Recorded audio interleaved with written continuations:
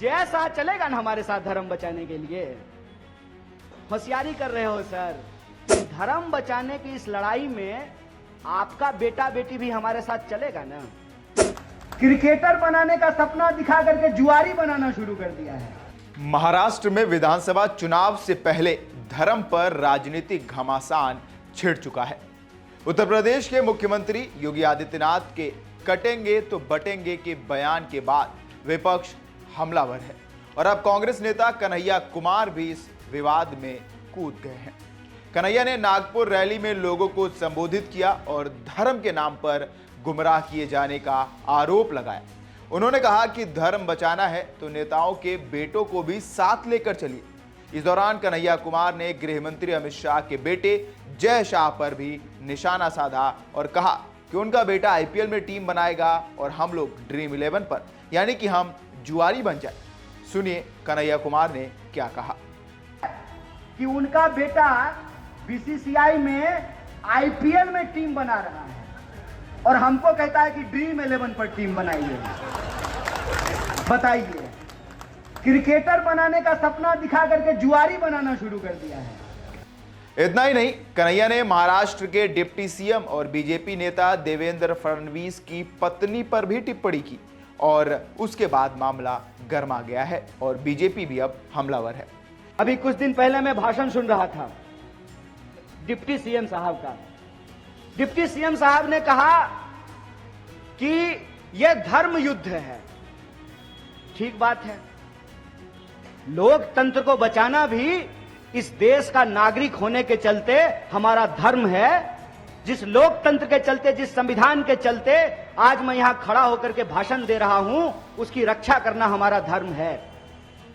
अगर यह धर्म युद्ध है और धर्म को बचाने का सवाल है, जो भी नेता आपके सामने धर्म बचाने का भाषण देता है उससे बस एक बात पूछना है, एक्सक्यूज मी सर, आप धर्म बचाना चाहते हैं, 1 मिनट आपका चाहिए, बस ये बता दीजिए कि धर्म बचाने की इस लड़ाई में आपका बेटा बेटी भी हमारे साथ चलेगा ना। समझे बात को? कि ऐसा तो नहीं होगा कि धर्म बचाने की जिम्मेवारी हमारी और ऑक्सफोर्ड कैम्ब्रिज में पढ़ने की जिम्मेवारी आपके बाल बच्चों की। अगर धर्म बचाना है तो सब मिलकर के बचाएंगे, सब लोग मिलकर धर्म बचाएंगे। यही बात मैंने भाजपा के एक दोस्त को कहा। हमने कहा कि दोस्त, धर्म बचाना है तो चलो नेताओं के बच्चे भी धर्म बचाएंगे। तो भाजपा का वो जो हमारा दोस्त था वो बोला, लेकिन योगी जी और मोदी जी को बेटा बेटी नहीं है। हमने कहा भतीजा है ना, बेटा बेटी नहीं है, भतीजा है ना। जैसा चलेगा ना हमारे साथ धर्म बचाने के लिए। होशियारी कर रहे हो सर। होशियारी अब हम समझने लगे हैं। होशियारी हम इसलिए समझने लगे हैं कि डॉक्टर बाबा साहब भीमराव अंबेडकर ने कहा, ऑर्गेनाइज, एजुकेट, ऑर्गेनाइज, एजिटेट। संगठित हो, शिक्षित हो, संघर्ष करो। आपको बता दें कि महाराष्ट्र में 288 विधानसभा सीटों के लिए 20 नवंबर को मतदान होना है और इसके नतीजे 23 नवंबर को आएंगे। कन्हैया कुमार नागपुर में दक्षिण पश्चिम सीट पर कांग्रेस उम्मीदवार प्रफुल्ल गुडादे के समर्थन में रैली करने के लिए पहुंचे। इसी सीट से बीजेपी नेता और डिप्टी सीएम देवेंद्र फडणवीस उम्मीदवार हैं। अब इस रैली के बाद क्या डिप्टी सीएम को फायदा होगा या नुकसान? कन्हैया कुमार की इस टिप्पणी पर जबरदस्त तरीके से भाजपा पलटवार दिखा रही है और हो सकता है कि कांग्रेस को इसका नुकसान पहुंचे।